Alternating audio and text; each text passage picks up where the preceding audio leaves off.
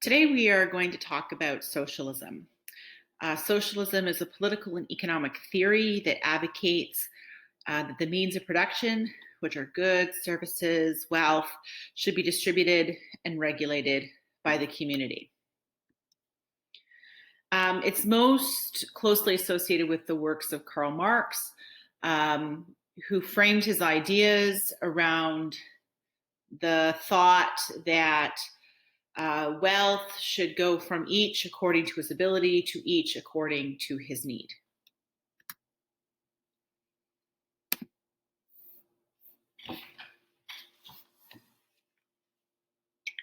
Hey kids, today we're going to talk about socialism. Socialism is a very complex concept, partially because there's all sorts of different kinds of socialism. There are those varying degrees of socialism range from totalitarian dictatorship and hugely anti-democratic to democratic forms of socialism. It's complicated today because we often use the term socialist to describe any kind of government intervention or involvement in supporting the economy of a state.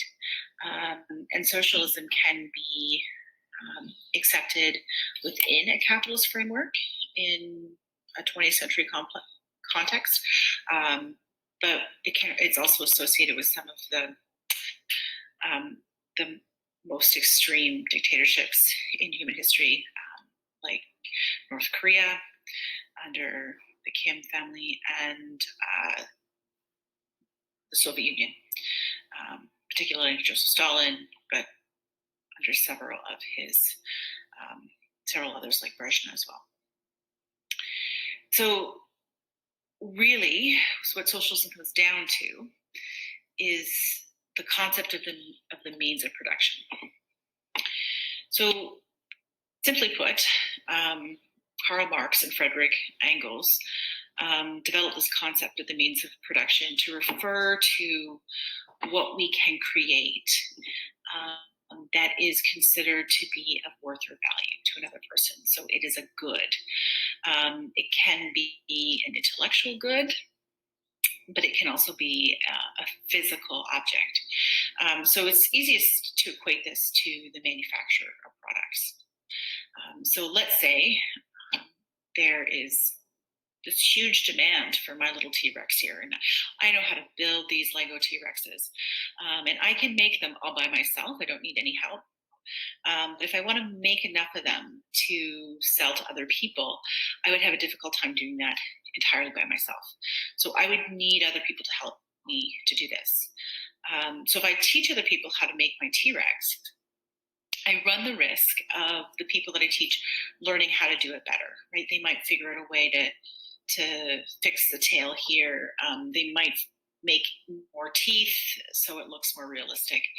And they could compete with me. They could even outperform and drive me out of business. And I might not want that. I might not want to compete with anyone. I might want to have a complete corner on the Lego T-Rex market. So I still need help. And that means what I need to do is divide up the tasks involved in building this.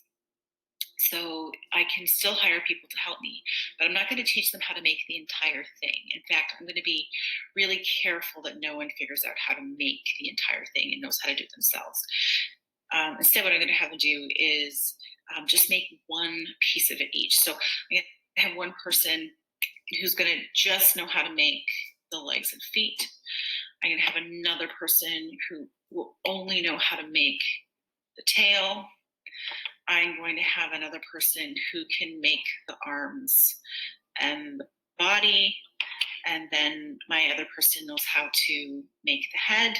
And then I'm going to have someone who only knows how to attach the head to the body. And then I'll have another person who only knows how to attach the tail to the head, body. And I'll have a final person who knows how to attach the legs.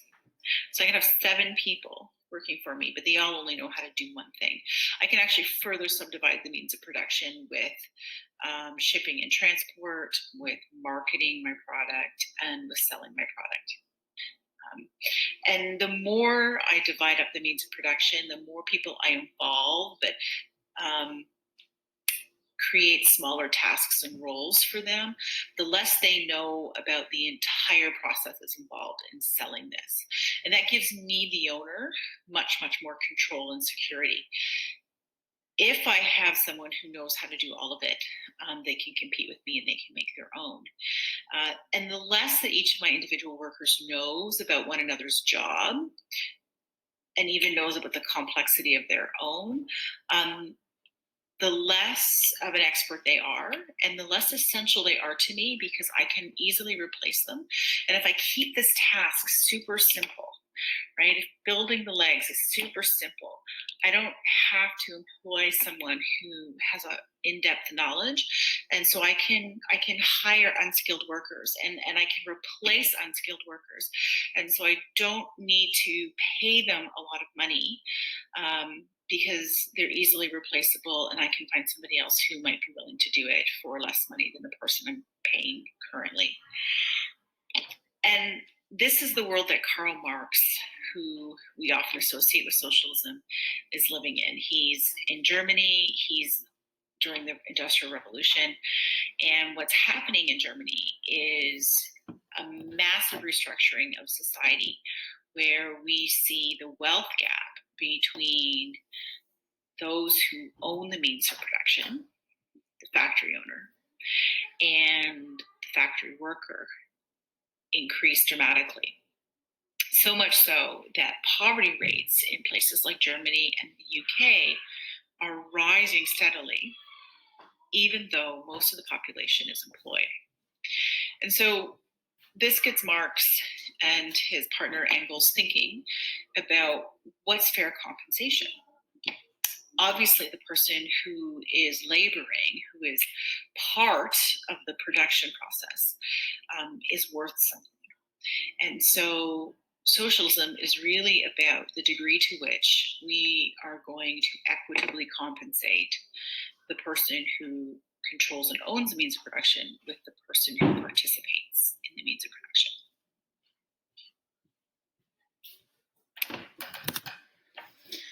So the roots of socialism date back to ancient times, with Plato and the Republic.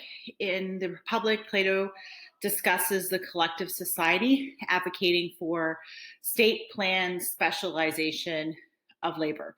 So your work will be selected for you by the government, and what they choose for you will be based off of your abilities. Thomas More, who we talked about in class, wrote Utopia. And in that book, he describes people living and working communally in a classless society without poverty. In fact, there's no valuation to money or currency whatsoever. Everybody dresses the same, so that there isn't any distinction between groups of people. So this is the attempt to keep things classless. With the Industrial Revolution in the 18th century, sweeping changes were introduced that resulted in the increasing poverty of laborers as their knowledge became less specialized and less valuable. So as we moved away from a master craftsman model, where an individual would specialize in the construction of one particular thing and become a master craftsman, and we would divide up the components of that construction among several people, and they would just be making one particular thing. The less expertise or less knowledge you have about the whole, the less you need to be paid.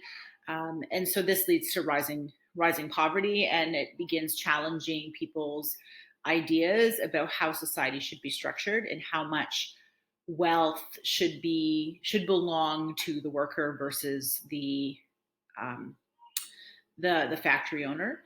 And then we see the expansion of capitalism following the Industrial Revolution, and expands throughout the world as nations transition from feudalism and mercantilism, as nations embrace more democratic forms of government.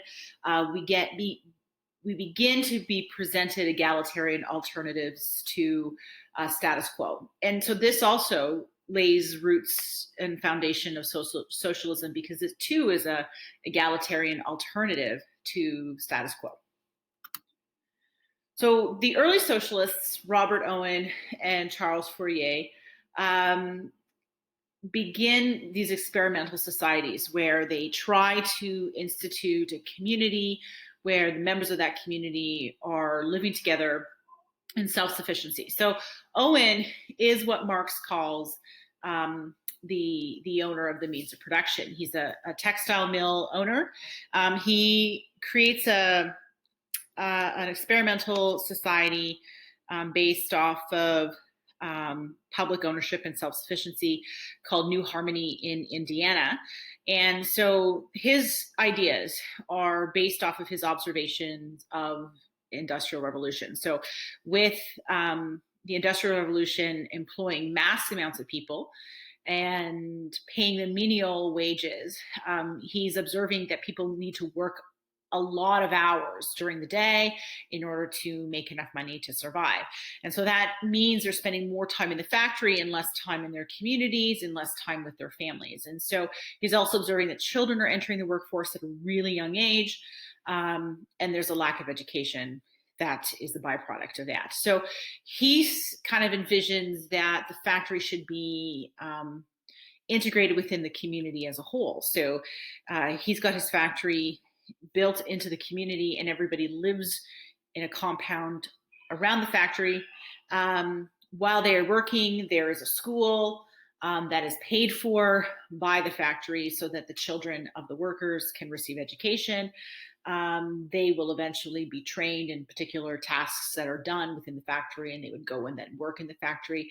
And they also own land that is planted, cultivated, and harvested, and the foods that are grown would then be there for everyone to eat. And so there would be kitchens within this compound that would cook for everyone. So, you know, a really grand idea, a complete and utter failure. The community failed. Owen lost a fortune. But we do still see this kind of idea or concept in some places in the world. China is one of those examples. And then there's Charles Fourier, who was a philosopher. Similar idea that you got to restructure society based off of communal associations. Several communities were founded by him or in his honor, about 30 to 40 of them. Similar idea as Owen, everyone is living together, they're all working together, they're all producing the things that they need to survive together. These communities lasted quite a bit longer than Owen's. The longest lasting one for Fourier was in New Jersey, and it lasts into the 1930s. It's almost 100 years. But all this brings us to Marx. This is the guy that we associate the most with socialism. And Marx is not a fan of Owen and Fourier at all. In fact, he dismisses them as utopian, a word that he considers insulting. Marx, in contrast, is interested in class struggle. He and his intellectual partner, Friedrich Engels, develop a concept of scientific socialism, which they think is going to be established after a revolutionary class struggle with workers emerging on top. So Marx says you can essentially divide all the people in the world into two groups, those that have and those that have not. And when he's talking about have and have nots, what they have are the means of production. So if you have control of the means of production, you're a have, and if you have no control of that, you're a have not. And these two groups are entangled in a bitter class struggle. In order for society to become more egalitarian, this class struggle needs to work itself out with the have-nots, the worker, the proletariat, coming on top. His ideas are very inspirational to the likes of Vladimir Lenin, who leads the 1917 revolution in Russia, as well as Mao Zedong, who leads the communist revolution in China in 1949.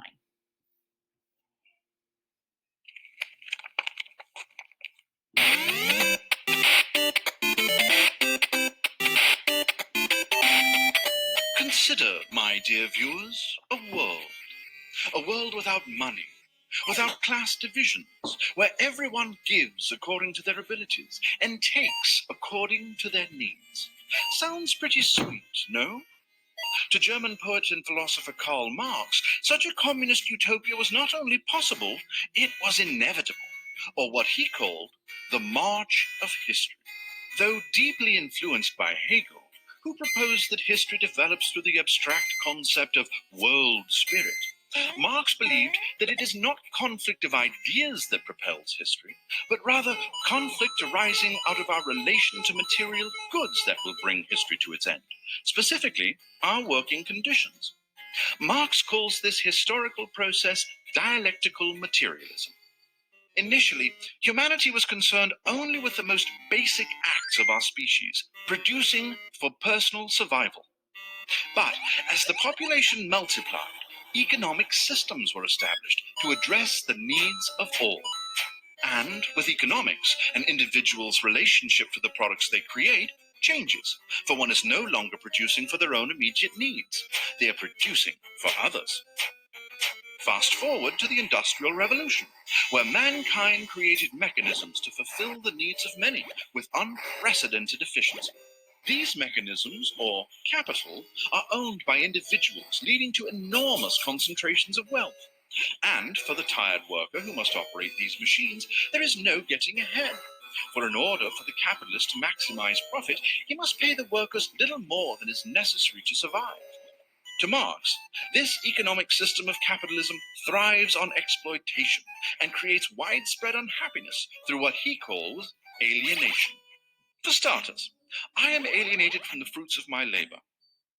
If I create a turnip, it'll be sold to another. And in exchange, I'll be paid a wage and become as much of a commodity as the thing I produce. Thus, I am removed from my work. I do not see myself in my labor. Capitalism also alienates us from each other. For the worker to produce efficiently, the capitalist tells them they're in constant competition for their job, thereby turning our fellow man into an adversary rather than an ally. Furthermore, capitalism alienates us from our very nature. Creating is a great source of satisfaction for our species. But because we are forced to make things that we have no personal investment in, our lives become a burden. As time goes on and industrial powers become increasingly concentrated among a select elite, the gap between the working class and the capitalist will only become wider. To Marx, this gap will eventually become so pronounced that the workers, in their profound frustration, will rise up and overthrow the oppression of the few and usher in a new society. A society in which there is no private property, there are no class divisions, where people's labor is held for the common good, and where all work according to their ability. And that, my friends, is communism. Even today, Marxism is one of the most powerful ideologies in the world. And to some, the ushering in of the Marxist utopia still lies in the not-too-distant future.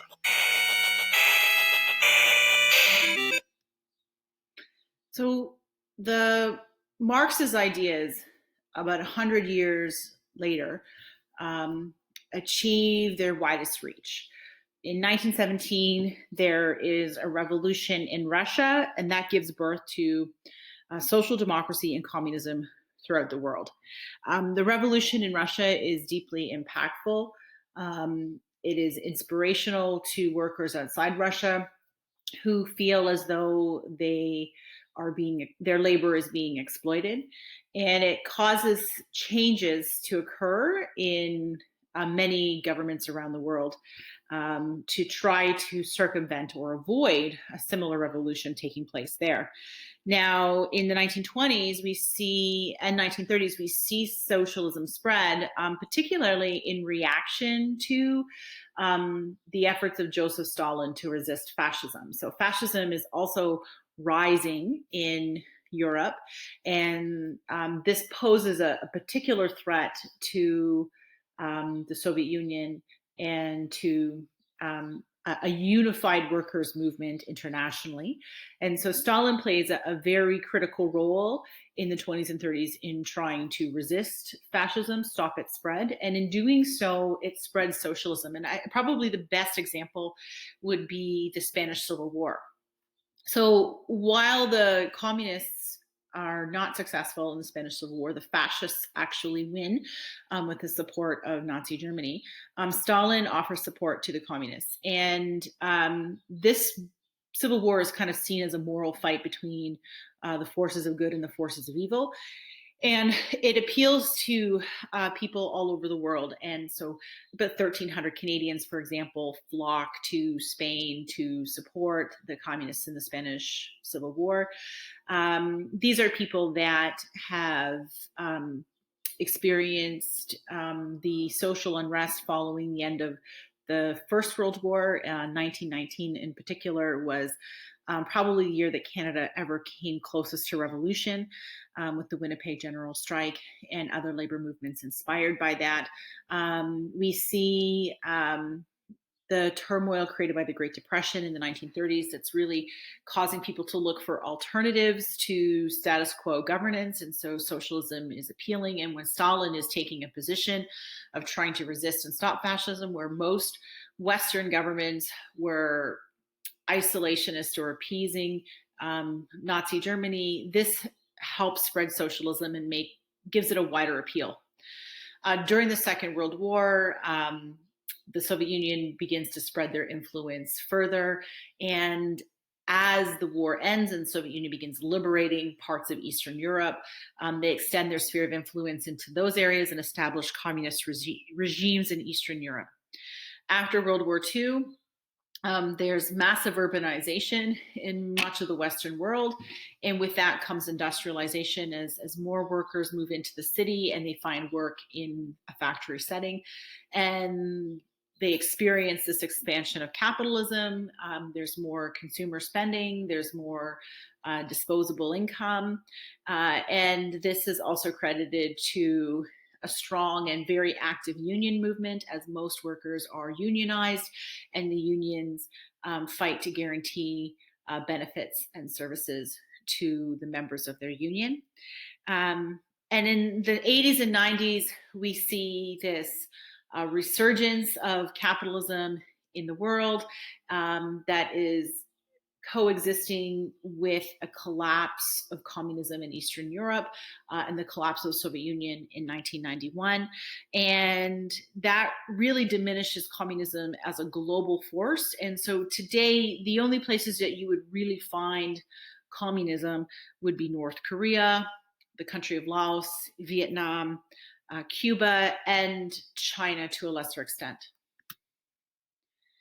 So there are different kinds of socialism, and this is what makes socialism a complex ideology, because on one extreme, you see socialism as applied through a totalitarian regime, like North Korea, and on the other extreme, you would see it applied through a democratic state, like the Scandinavian countries.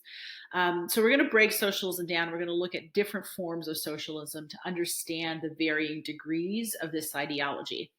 At its core, there is Marxism. These are the ideas evolving from the writings of Marx, Das Kapital and the Communist Manifesto. And for Marx, ideology is the domination of one class over the other. So whatever the ideology is, that's the values and beliefs of the dominant class. He feels that the dominant class should be the proletariat, it should be the worker. So ideology is based on who controls the means of production. And for Marx, controls of the means of production belong to the worker. In revolutionary socialism, the ideas of Marx can only be achieved through revolution. So revolution is necessary to bring about structural changes to society. Che Guevara is probably the best example of a revolutionary socialist. He's part of the revolution in Cuba. He leads revolutionary movements in South America and in Africa later on in his life. And what he's really doing is encouraging grassroots organizations to rise up and resist the capitalist. There's democratic socialism. This is the idea that socialism can exist within a democratic political system, and politics as well as economics should be democratic. Structural changes will be achieved through populist movement. So there does exist that grassroots movement piece to democratic socialism. So changes like a universal healthcare system would be things that the people would put pressure on government to implement, and government would respond by implementing it, because that would be the democratic action. If most people want this, then we should give it to those people. And Bernie Sanders is the best example of democratic socialism in the world today. And the fourth form of socialism that I'm going to talk about is market socialism. So in this example, the means of production are owned by the state, or you can have a business that is market socialism. So the workers in the business, they own a stake in the company. So a profit sharing model, for example, would be market socialism. Unlike other forms of socialism, such as Marxism, market socialism is not state planned. So even though the government owns the means of production, they own the factories, they aren't planning out or outlining how much they're going to produce and they're going to sell. They are taking those cues from market demand. So they are observing what the market demands and producing in response to that. Alexander Lukashenko, who is the dictator of Belarus, is probably the best example of a market socialist in the world today. The former Yugoslavia was a market socialist country.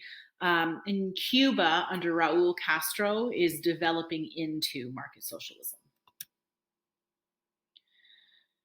So when we talk about socialism, you have to talk about communism, because communism is the extension of those Marxist ideas that laid the foundation of socialism. Communism is the complete redistribution of wealth in a society, and it lends itself to totalitarianism. So the examples of communist states that have existed in human history have been dictatorships or totalitarian regimes because of the degree of control that needs to exist in the state. If the state is going to own the means of production, then they have to own all the factories and they're going to have to own all the land. And that also means that they collect all the wealth and they decide how to distribute that wealth. So there are different kinds of communism, just as there are different kinds of socialism. At the heart of communism is Leninism, named after Vladimir Lenin. He's the first person to successfully have a communist revolution occur in a country that sees structural change take place. Under Leninism, rule should be a dictatorship of the proletariat. So while there are some democratic institutions and elements under Lenin, their representative democracy doesn't have a lot of influence or impact. Most of the decisions are being made by the Bolshevik Party that Lenin is the head of, and it is a dictatorship of the proletariat. So they are ruling on behalf of the worker in the interest of the worker. Now, when Lenin dies, Stalin takes over. And in the early part of Stalin's rule over the Soviet Union, the form of communism that exists is a blend of Marxism and Leninism. So this is a synthesis of Marx's socialist ideas and Lenin's communist ideas. And it's about creating an international movement that's going to move countries from Trotsky, who was a rival to Stalin, has a brand of communism named after him. It's inspired by his ideas of having an international proletariat revolution. So similar to Marxism, Leninism, but in Trotsky's case, this is supporting a democratic dictatorship of the proletariat. So more ethical forms of democratic institutions within a communist state. In China, their form of communism is often referred to as Maoism. In China, they focused on the underdeveloped world, so spreading communism to the underdeveloped world. And Mao emphasized development and self-sufficiency.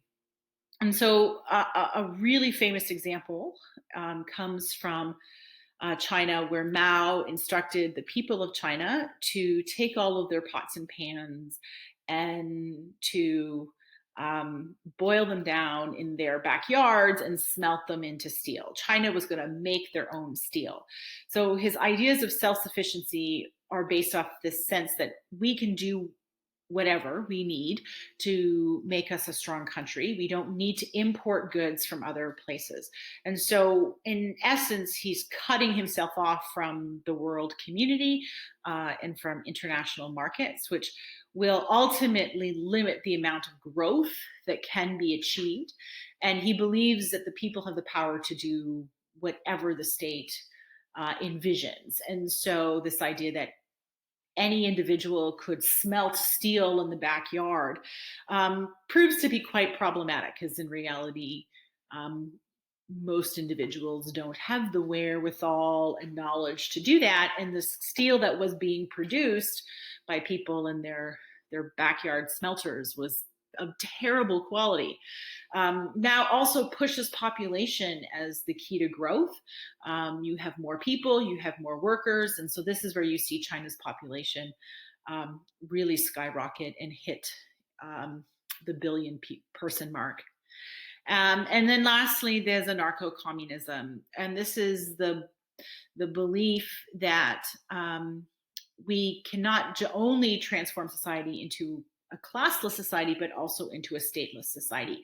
And the role of labor unions is particularly important here, because they are the group of people that are going to be fighting and earning rights for workers, and those rights will now be extended to other members of the society who are not within the union.